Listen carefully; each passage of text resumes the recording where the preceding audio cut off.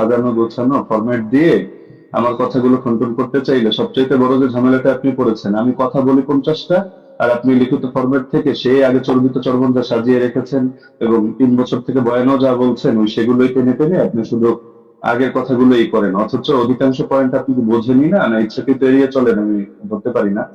দ্বিতীয় বিষয় হলো, আপনি বলেন আমি ফতোয়াটা নিচ্ছি, আমি কোনো প্রসঙ্গে ফতোয়াটা নিই, আমি উসুল বোঝানোর জন্য উদাহরণ দিয়েছি। ইমাম তিরমিজি রাহিমাহুল্লাহ কি মত দিয়েছেন, আলেমরা কি মত গ্রহণ করেছেন, সেটা তো আমি বলিনি। আমি তো দেখিয়েছি ইমাম তিরমিজি এই বক্তব্যটা বলেছেন যে রুয়ান ওমর, ওমর থেকে বর্ণিত হয়েছে বিশ্বাঘাতের কথা, এই প্রসঙ্গে এনেছি। আপনি কথা না বুঝেই সেই লিখিত ফরম্যাটে খণ্ডন করতে গেলে এটা ভুল করবেন, শুধু আবেগী কথা দিয়ে তো হবে না। আর শুধু জুবাইর আলী জাই, নাসিরুদ্দিন আলবানী রাহিমাহুল্লাহ, ওনাদের শুধু হাওয়ালাগুলো থেকেই ওই কপি পেস্ট করে আপনি একটা ফরম্যাট সাজিয়ে রাখলে সব কথা খণ্ডন করতে পারবেন না। এখন আপনি বারবার বলছেন যে আপনি একটা সনদ দেখান যেটা ইনকেতা নাই। আরে ভাই, আপনি তো উসুলের আলোকে কথায় আসবেন। আপনি তো, আমি যে উসুলগুলো শোনালাম ইতিমধ্যে 8-10টা উসুল শোনানো হয়ে গেছে, আপনি উসুলের কোনো ধার ধারছেন না। আপনি মুরসাল নিয়ে শুধু মুকদ্দিমায়ে মুসলিম থেকে একটা হাওয়ালা দিয়ে দিলেন, ব্যাস শেষ। যেন মুরসাল নিয়ে পৃথিবীতে আর কেউ কখনো কিছু বলেই নেই। তো যাই হোক, আমি এগুলোতে আসবো। আমি প্রথম শুরু করি, আপনি দাউদ বিন কায়েসের যেই বক্তব্যটা দিলেন, যে দাউদ বিন কায়েসের এই বক্তব্যের মধ্যে এখানে আদেশের কোনো কথা নেই। আসলে আপনি আরবি কতটুকু পারেন আমি জানি না, আপনি আরবি মতনগুলো পড়েননি, আজকে ইচ্ছাকৃত কিনা আমি জানি না, যে মতনের ভুল থেকে বাঁচার জন্য কিনা, হতে পারে, হলে হতে পারে, অন্য মতো থাকতে পারে, সময় বাঁচানোর ব্যাপারে হতে পারে। আপনি এই বাক্যটার অনুবাদটা করে দিয়েন আমাকে, যে দাউদ বিন কায়েসের রিওয়ায়াতের মধ্যে যে আছে যে আন্না উমর জামাআ আন-নাস ফি রমাদান আলা উবাই ইবনে কাব ওয়া আলা তামিম আদ-দারি আলা 21 রাকাতান। এই জামাআর সাথে আলা অব্যয়যোগে যখন বলা হয় জামাআ উমারু, ওমর মানুষকে জমা করেছেন কোন ব্যাপারে, আলা 21 রাকাতান, 21 রাকাতের ব্যাপারে, তখন এর দ্বারা কি বোঝায় যে ওমর আদেশ করেন নাই, ওমর কিছু বলে নাই, তারা নিজেদের থেকে পড়ে নিয়েছেন। এই অনুবাদটা এটা কোন ডিকশনারির আলোকে করলেন পৃথিবীতে? এটা কি মেড ইন ইন্ডিয়া না মেড ইন বাংলাদেশ? এটা আমাকে অনুগ্রহ করে আপনি দেখাবেন। আর আপনি বললেন যে 8 জন বর্ণনা করেছেন, শুধু ওই 3 জনই না। আমি তো 3 জন প্রসঙ্গ আর 8 জন প্রসঙ্গে বলিনি, আমি তো কথাটা বলেছি এই প্রসঙ্গে যে ওনাদের বর্ণনাগুলোর মধ্যে ভিন্নতা আছে, ইস্তেরাব আছে, এই প্রসঙ্গে আমি কথাটা টেনেছি। আপনি মোহাম্মদ বিন ইসহাকের টানলেন এবং তাকে নিয়ে বড় করে কথা বললেন, অথচ মোহাম্মদ বিন ইসহাক তো আমি সিরেফ মনে হয় 5 সেকেন্ড একটা বাক্য হিসেবে উদাহরণ হিসেবে দেখিয়েছি। আমি মূল আপনাকে সাংঘর্ষিক দাঁড় করিয়েছি দাউদ বিন কায়েসকে। দাউদ বিন কায়েসের এই সনদটাকে আপনার পক্ষে সম্ভব না এটাকে জয়ীফ বলে প্রমাণ করা, এটা সুনিশ্চিত ভাবে।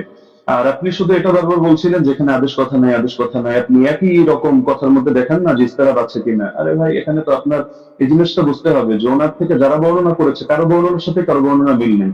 এক জায়গায় আদেশের কথা আছে, আরেক জায়গায় আদেশের কথা নেই। এক জায়গায় আমলের কথা আছে, আরেক জায়গায় আবার আমলের কথা নেই, শুধু আদেশের কথা। কারণ আদেশ নিয়ে আপনি 8টা কেন, আদেশ নিয়ে শুধু দুটোই দেখতে পারবেন। ইমাম মালিকের যে সনদটা আনলেন সেখানে ইমাম মালিক রহমতুল্লাহ আলী তার সনদের মধ্যে আছে যে তিনি আদেশ দিয়েছেন, আর দাউদ বিন কায়েসের মধ্যে আছে যে আদেশ দিয়েছেন। কিন্তু এখন দাউদ বিন কায়েসের এই সনদের মধ্যে জামা আলা এটা যোগ করলে অর্থ এটাই দাঁড়ায় যে ওমর মানুষকে 21 রাকাতের ব্যাপারে একত্রিত করেছেন। তাহলে এটা কিভাবে সম্ভব যে একই হাদিসের মধ্যে এক জায়গায় বলা হচ্ছে 21 রাকাত, আর এক জায়গায় বলা হচ্ছে 11 রাকাত? যদি হাদিস ভিন্ন ভিন্ন হতো, ভিন্ন ভিন্ন বর্ণনাকারী থেকে, আমরা তাহলে ধরতাম না এটা জামানার ভিন্নতা। লেকিন এরকম তো কোনো ব্যাপার ঘটেনি। সুতরাং এটা গায়ে পড়ে করা হয় না। আর সাত বর্ণনা কাকে বলে? দাউদ বিন কায়েসকে আপনি কোন পর্যায়ে দাঁড় করিয়ে আপনি সাজ এখানে বলবেন, বা আপনি এটাকে ওইটার সাথে সাংঘর্ষিক করবেন? যদি এক রেওয়ায়তের মধ্যে সংখ্যা কম পাই আর এক রেওয়ায়তের মধ্যে সংখ্যা বেশি পাই, তাহলে সেই ক্ষেত্রে কি হুকুম আছে এটা তো আপনার ফতোয়ার আলোকেই করতে হবে। আপনি তো মন গড়া একটা বললে হবে না। আর কিছু কথা তো আপনি বলেছেন একদম মানে সনদ ছাড়া, যেগুলোর কোনো সনদই নেই। আপনি ইমাম মালিকের একটা ফতোয়া আনলেন, হলো তার এক শাগরেদ বলেছেন, তো তার শাগরেদ থেকে কি আপনি শুনেছেন না ওই কিতাবের লেখক ডাইরেক্ট শুনেছে? মাঝখানে সনদগুলো গেল কোথায়? আর আপনি মাযহাব নিয়ে কথা বলতে চাইলে মাযহাবের ব্যাপারে মূলনীতিগুলো তো আপনার জানা থাকা দরকার। ধরেন মালিকি মাযহাব নিয়ে আমি 100টা মত পেলাম, তাহলে আমি কোন মতটা চূড়ান্ত ধরবো?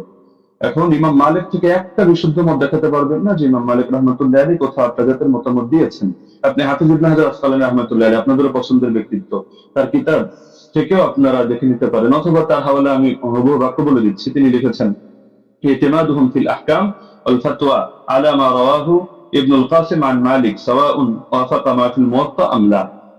যে ফতোয়া দেওয়ার ক্ষেত্রে, বিধিবিধান বর্ণনা করার ক্ষেত্রে ইবনুল কাসিম যেটা বর্ণনা করবে ইমাম মালিক থেকে সেটাই গ্রহণযোগ্য, এবং সেটা মুয়াত্তা কিতাবের মধ্যে যা আছে তার সাথে মিলুক বা না মিলুক, এটা হলো মাযহাবের মূল ভিত্তি হিসেবে ধরা হবে। এটা তাজুলুল মানফা 4 নম্বর পৃষ্ঠার মধ্যে পেয়ে যাবেন। তো ওনার শাগরেদ ইবনুল কাসিম বলেন, ইবনে আইমান বলেন, তাদের থেকে কোথাও আপনি আত্রাঘাতের দূরতম কথাও দেখাতে পারবেন না। আত্রাঘাতের কথা আল্লামা আইনি যে টেনেছেন, সুয়ুতি যে টেনেছেন, আপনি সুয়ুতিটা তো আনেননি, এটা আপনার নজরে পড়ে নেই হয়তো, যে যে জায়গা থেকে কপি পেস্ট করেছেন। না হলে এর বিপরীতে আমি আপনাকে, যদি 100 চান আমি 100 হাওলা আপনাকে দিয়ে দিতে পারবো। যদি আপনি বলেছেন যে আলাদা ডিবেটের আয়োজন করলে, তো ঠিক আছে, করতে পারেন। তো ইমাম আইনি বলেছেন, ইমাম সুয়ুতি বলেছেন, বেসনদ কথাবার্তা কথা দলিলযোগ্য হবে না। তো মোহাম্মদ বিন ইসহাক এখানে ফ্যাক্টর না, আর অন্য লোক ফ্যাক্টর না। আর আপনি বলছেন যে আমরা দেওবন্দিরা গায়ে পড়ে দাবি করি মুস্তারিদ, আর কেউ দাবি করে না, কেন? আপনি তো আহলে হাদিস ধরে না। তো আপনাদের পিস পাবলিকেশন থেকে বই প্রকাশিত হয়েছে রাসূল সাল্লাল্লাহু আলাইহি ওয়াসাল্লামের প্র্যাকটিক্যাল নামাজ কোরআন ও সহিহ হাদিসের আলোকে। এই বইয়ের 222 নম্বর পৃষ্ঠা থেকে আমি আপনাকে শোনাচ্ছি। তার শাসন আমলে, তার মানে ওমরের কথা চলছে, 11 রাকাত এবং 21 রাকাত তারাবি সালাত আদায়ের প্রমাণ পাওয়া যায়। সাহেব রাদিয়াল্লাহু আনহু তৃতীয় ছাত্র মুহাম্মদ ইবনে ইউসুফ উপরোক্ত কথাগুলোর বর্ণনাকারী। হাদিসের মূল সূত্র অনুসারে একই রাবির একই বিষয়ে পৃথক পৃথক মত প্রকাশ করা বিশুদ্ধ হওয়ার অন্তরায়। সুতরাং 20 রাকাতের অভিন্ন মত গ্রহণ করাই যুক্তিসঙ্গত। তাহলে ইস্তেরাবের কথা, ইখতিলাফের কথা কি আমরা টানলাম, নাকি আপনাদের লোকেরাও এটা টেনেছে? এটা তো আপনাদের স্পষ্টভাবে দেখা দরকার। আর আপনি বারবার শুধু এই প্রসঙ্গগুলো তো এখানে অপ্রাসঙ্গিক কথা টানলে হবে না, যে গোল্ডেন চেইন, গোল্ডেন চেইন। আরে গোল্ডেন চেইন নাকি এটা ডায়মন্ডের চেইন, নাকি হলো এটা রূপার চেইন, সেটা তো আমাদের দরকার না। আমাদের দরকার হলো আপনার এখানে 5টা জিনিস তো এক রাখতে হবে। আপনি শুধু আমাদের কথা প্রসঙ্গে বলছেন যে সনদের মধ্যে কোনো ইনকিতা নাই, আপনারা প্রমাণ করেন।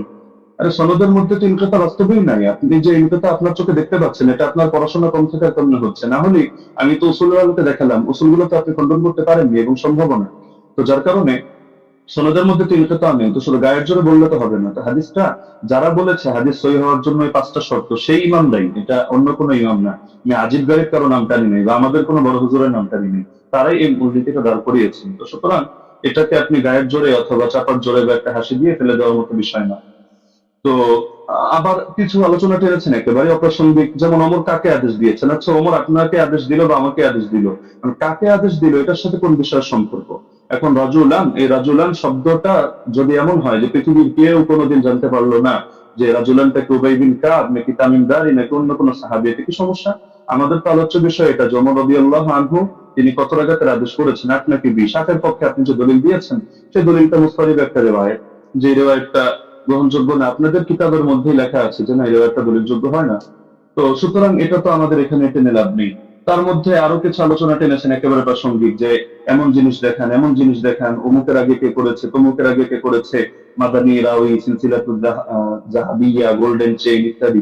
এগুলো দেখানো না দেখানো তো মূল বিষয় না। আপনি অপ্রাসঙ্গিক প্রশ্ন আমিও চাইলে আপনাকে 100টা করতে পারি, কিন্তু আমি পূর্বের অংশগুলোতে একটা অপ্রাসঙ্গিক কথা বলিনি। অতি অল্প সময়ের মধ্যে শুধু আপনাকে আমি মূলনীতিগুলো বলেছি, লেকিন আপনি যেহেতু আগে একটা ফরম্যাট সাজিয়ে এনেছেন, তো যার কারণে মূলনীতিগুলো আপনি করেননি। এই যে আবু জাফরকে নিয়ে আপনি মাঝখান থেকে কথা প্রসঙ্গে টেনেছেন, যদি আমি এগুলো মূল দলিল দেইনি। আরো মজার বিষয় হলো আপনি এমন কিছু খণ্ডন করে দিয়েছেন যেটা আমি বলিই নাই। আবার আমি যেটা বলেছি এমন অধিকাংশ পয়েন্ট দিয়েছেন বাদ দিয়ে কয়েকটা রিওয়ায়াত বললেন যে আপনি এটা বলেছেন, আমি হতাশ, অথচ এটার জবাব এটা, অথচ সেটা আমি বলিনি।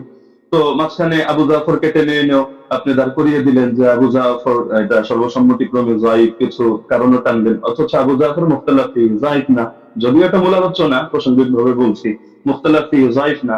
তাকে নিয়ে ইখতিলাফ হওয়া ভিন্ন জিনিস, আর চূড়ান্ত ভাবে যায়িফ হিসেবে স্বীকৃত হওয়া ভিন্ন জিনিস। আপনি যে মত টানলেন, এই মতের মধ্যেও তো আপনি মিস্টেক করেছেন। দেখা যাচ্ছে আলবানী রাহিমাহুল্লাহ এক্ষেত্রে এই কাজটা করেছেন, সদুকুন এই শব্দটা বাদ দিয়ে পরবর্তী যে কথাটা তিনি ভুল করেন ইত্যাদি, তার মধ্যে সমস্যা, ওই কথাটা টেনেছেন। তো সদুকুন হুকুমটা বাদ দিয়ে দিয়েছেন। অথচ আবু জাফরকে নিয়ে যদি দেখেন, ইয়াহয়া ইবনে মাইন সিফা বলেছেন, ইবনু আবি মারিয়াম বলেছেন তার হাদিস লেখা যাবে, সমস্যা নেই। ইবনুল মাদিনী বলেছেন সে আমাদের দৃষ্টিতে সিফা, ইবনু আম্মার মাউসিলি বলেছেন সিফা, আবু হাতিম বলেছেন সিফা, সাদুক সালিহুল হাদিস, জাকারিয়া সাজি বলেছেন সাদুকুন লাইসা বি মুতকিনিন, ইবনু আদি বলেছেন লাহু আহাদিসু সালিহা ওয়াকাদ রাওয়া আনহু الناس واحاديثها عامتها مستقيمه وارجو انه لا باس به। ইবনু সাদ বলেছেন কানা সিকা, হাকিম বলেছেন সিকা, ইবনু আব্দুল বার বলেছেন হুয়া ইনদাহুম সিকা আলিমুন বিতাফসিরুল কোরআন। এগুলো আরো দেখতে পারেন আপনি তাহযিবুত তাহযিব 10 নম্বর খণ্ড 62 নম্বর পৃষ্ঠা। তো আবার তার থেকে কি কি দুর্বল বর্ণনা, এগুলো আলাদা লিস্ট আপনি পাবেন হাফিজ ইবনে আদির কিতাবের মধ্যে, আল কামিল, যেটা 5 নম্বর খণ্ড 255 পৃষ্ঠা। সেখানে দেখবেন এই তারাবি সংক্রান্ত একটা তিনি টানেননি। তো বারবার আপনি মুরসাল মুরসাল এই গায়ের জোরে মুরসাল সাব্যস্ত করে দিয়েই কথা তো শেষ না। আমরা যে মূলনীতিগুলো বললাম, আর এটাও আমরা দেখালাম যে সনদ কোথাও সহি না হওয়ার পরও সেই ক্ষেত্রে আপনার হুকুম আরোপ করে দেওয়া হয় যে এই জিনিসটা যেহেতু উম্মতের ব্যাপক আমলের মধ্যে আছে, কখনো কখনো সেটাকে আমলযোগ্য বানিয়ে দেওয়া হয়। এটা মানে ইমামদের সর্বসম্মত একটা উসুল, যদি আমরা এগুলোকে কোনোটাকে মূল ধরি নেই। আপনি তো এখানে বলতে চাচ্ছেন আপনার মূল কথাই এটা, জিয়াহিয়া বিন সাঈদ হয়তো কোন আলতো ফালতু রাওয়ী থেকে এনেছেন এবং এই হাদিসের মধ্যে একটা দুর্বলতা তৈরি হয়েছে, অথচ প্রথম ধাপের মূলনীতিগুলোর মধ্যে আমরা যা বলেছি এখানে আপনার কথাগুলো খণ্ডন হয়ে যায়। পাশাপাশি সেই জামানার আমলগুলোকে আপনি যেভাবে উড়িয়ে দিচ্ছেন যে যার যেভাবে মনে হচ্ছে আমল করেছে, লেকিন এই জায়গায় ওমর রাদিয়াল্লাহু আনহু আদেশ হয়তো ছিল না। আপনি খেলাফতের জামানা দেখেন নাই, নরেন্দ্র মোদীর জামানা দেখেছেন, এই হিসাবে আপনার এমন মনে হতে পারে যেখানে সাহাবীরা বলছেন যে সাহাবীরা আমল করতেন, কানু ইয়াকুমুন অথবা কুননা নাকুমু, আমরা আমল করতাম। তো তারা সকলে আমল করতেন আর খলিফা এখানে কিছু জানতো না, কিন্তু কোন বাড়িতে কি হচ্ছে না হচ্ছে এরকম সূক্ষ্মাতি সূক্ষ্ম অনেক বিষয় পর্যন্ত খলিফা জেনে যাচ্ছে। এটা তো অদ্ভুত ব্যাপার খেলাফতের জামানার ব্যাপারেও, যে বেদাত ওমরের জামানায় চলছে, যে ওমর একেবারে হুদাইবিয়ার সন্ধি হলো যে গাছের নিচে সেই গাছ কেটে দিয়ে আসছে, হযরত আসর চুমু খাওয়ার সময় পর্যন্ত ক্লিয়ার ভাবে বলছে যে আমি এই আকীদা পোষণ করি না তুমি কারো ক্ষতি করতে পারো, উপকার করতে পারো, বরং আমি এজন্য করছি তোমার গায়ে চুমু খাচ্ছি যে আল্লাহ রাসূল সাল্লাল্লাহু আলাইহি ওয়াসাল্লাম চুমু খেয়েছেন এই কারণে। তো আপনি যে কথাগুলো বললেন একটা নতুন কথা আসলে আমি পাইনি। এগুলো হাতে জুবাইর আলী জায়েদ কিতাব যদি কেউ পড়ে, বা শাইখ আলবানী সালাতুত তারাবিহ পড়ে, অথবা আপনার আব্দুর রহমান মোবারকপুরি সাহেবের কিতাবগুলো পড়ে, ব্যাস ওই যা বলেছে আপনিও ঘুরে ফিরে সেই কথাগুলোই বলেছেন। বাকি মজার একটা বিষয় হলো আমি এমন অনেক উসুল টেনেছি যেটা হয়তো আপনার কমন পড়ে নাই, তো যার কারণে আপনি এই জিনিসগুলোকে পুরো স্কিপ করে চলে যাচ্ছেন। তাই ছিল মুস্তালাহিল হাদিস। আর এই পৃথিবীর ইতিহাসে হাদিসের ইসতিলাহ নিয়ে কি এই কিতাবটা এই মাত্র কয়দিন আগে লেখা হলো, এর আগে ১,৫০০ বছরে হাদিসের ইসতিলাহের উপরে কোনো কিতাব লেখা হয়নি।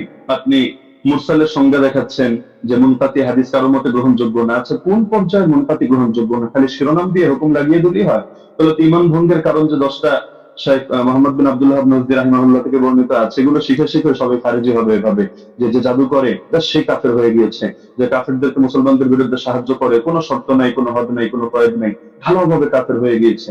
তো এভাবে শিরোনাম দেখলে তো মুশকিল, এগুলোর ব্যাখ্যা তো ইমামদের থেকেই নিতে হবে, বক্তব্য যাদের থেকে নেবেন আপনার বক্তব্যের ব্যাখ্যাও তো তাদের থেকে নিতে হবে। আর আপনি বললেন যে আমি কথা প্রসঙ্গে মেনে নিয়েছি যে ওমর রাদিয়াল্লাহু তাআলা আনহু তিনি শুরুতে 11 রাকাতের আদেশ দিয়েছিলেন। এটা তো আমি আমার বাক্যগুলোকে খেয়াল করেন না, আমি কি বোঝেন না, আমি ধরতে পারি না, নাকি আপনি পয়েন্ট গুলো নোট মানে লিখে না রাখার কারণে এমন ঝামেলা হচ্ছে সেটা বুঝতে পারি না। যে দেখা যাচ্ছে যে এটা তো আমি বলেছি তর্কের ক্ষেত্রে, যদি মানে অনেক কথা আমি দুই ভাবে জবাব দিয়েছি, জবাব ইলজামি, জবাব তাসলিমি, ইলমি উসুলের আলোকে। তো দুই ভাবে জবাব দেওয়ার কারণে আপনি আগের পরের কথা বাদ দিয়ে মাঝখান থেকে একটা অংশ টান দিলে তো হবে না। আর কোন মুনকাতি, কোন মুরসাল, কোন ক্ষেত্রে কি হুকুমে যাবে এটা তো আপনাকে শাস্ত্রীয় আলোকে বুঝতে হবে। আপনি যে কোনো জিনিস শুধু একটা ব্যাস গোল্ডেন চেইন, মাদানী রাউি, অথবা বুখারী মুসলিমের শর্ত উন্নীত ইত্যাদি ইত্যাদি একটা বলে দিলেন, ব্যাস হয়ে গেল। বিষয়টা এমন না, যেহেতু আলোচনা আমাদের শাস্ত্রীয় বিষয়, এটা কোনো মাযহাবী তাকলিদি বিষয় না যে মুখোমুখি রেফারেন্সে আমাদের কথা বলতে হবে। ইবনে উসাইমিনের হাওলায় আপনি বললেন যে আমি কয়েকটা কথা টেনেছি, ওখানে আমি ইবনে উসাইমিনের হাওলায় টানি না, শেখ সালেহ আল মুনাজ্জিদের হাওলায় টেনেছি, এটা আবেগে আপনি কয়েকবার এটা উচ্চারণ করেছেন। আর এখানে আমি তার ফতোয়া দেখাইনি, আমি এখানে ফতোয়া উল্লেখ করার জন্য বসিও নেই আপনার সামনে। এখানে আমি দেখিয়েছি যে তারা সকলে বিআমরিহি, অর্থাৎ এটা যে ওমরের আদেশে হয়েছে এই বিষয়টা তারা অস্বীকার করে নিয়েছেন। তো সুতরাং মানে যে জিনিসগুলো আপনার স্পষ্ট, তো সেই জিনিসগুলোকে গায়ের জোরে তো আপনি প্রমাণ করে নিতে পারবেন না যে না এই জিনিসটা এই প্রশ্ন আমি আপনাকে ছুড়ে দিলাম, এটার জবাব দেন, ওটার জবাব দেন, ওটার জবাব দেন, না দিলে ব্যাস তাহলে সাব্যস্ত হলো আমার কথাই সহি। বিষয়টা তো এমন না, শাস্ত্রীয় মূলনীতি। আপনি এই আলোচনা শেষ হওয়ার পর ঠান্ডা মাথায় বসেন, আমি নতুন কোনো কথা আপনাকে ছুড়ে দিচ্ছি না, যেহেতু আপনি খণ্ডন করার সময় পাবেন না, এটা আসলে আদবের দাবি না। ছুড়লে আমি ছুটতে পারি, আপনি ভবিষ্যৎবাণী করে দিয়েছেন যে এমন কৌশল হয়তো আপনি করবেন, আমরাও বুঝি না, এত বোঝার দরকার নেই। আহ আমার ব্যাপারে খারাপ ধারণা আপনি অযৌক্তিক ভাবে রাখারও কোনো কারণ নেই। আর আমি তো আপনার মতো পুরোনো ডিবেটারও না যে এখানে ডিবেটের কৌশল খাটিয়ে আমি আপনাকে পরাজিত বা অপমানিত বা লাঞ্ছিত করতে চাবো না। আপনি আমার দিনী ভাই, মহাব্বতের ভাই। আপনি কাফের মুশরিকদের বিরুদ্ধে যে কাজ করেন আমি এগুলোকে শ্রদ্ধা করি এবং উৎসাহ দিই, দোয়াও করি। আগামীতেও আমি আশা রাখি আপনি কাজগুলো কন্টিনিউ করবেন। তো সুতরাং আপনার সাথে আমার কোনো দ্বন্দ্ব নেই, কোনো ভিন্ন কিছুও নেই। আল ওয়ালা আল বারা, এই আকীদাই তো আমরা ইসলাম থেকে লালন করি। তো সুতরাং অপ্রাসঙ্গিক কথা না টেনে আপনি মূলনীতির আলোকে বিষয়গুলো বোঝেন। প্রয়োজনে আপনি এই ভিডিওটা এটা শেষ হওয়ার পরও লাইভ স্ট্রিমিং আপনি ঠান্ডা মতো 10 বার শোনেন, 20 বার শোনেন, প্রয়োজনে মুযাকারা করেন। কোন ভুল যদি আপনার কাছে মনে হয় আপনি স্বীকার করে নেন, সমস্যা নেই। আর যদি মনে হয় না ভুল না, আপনারটা সঠিক, ঠিক আছে, আপনি স্থির থাকেন। বাকি সারা দেশ তো দেখছে, তারা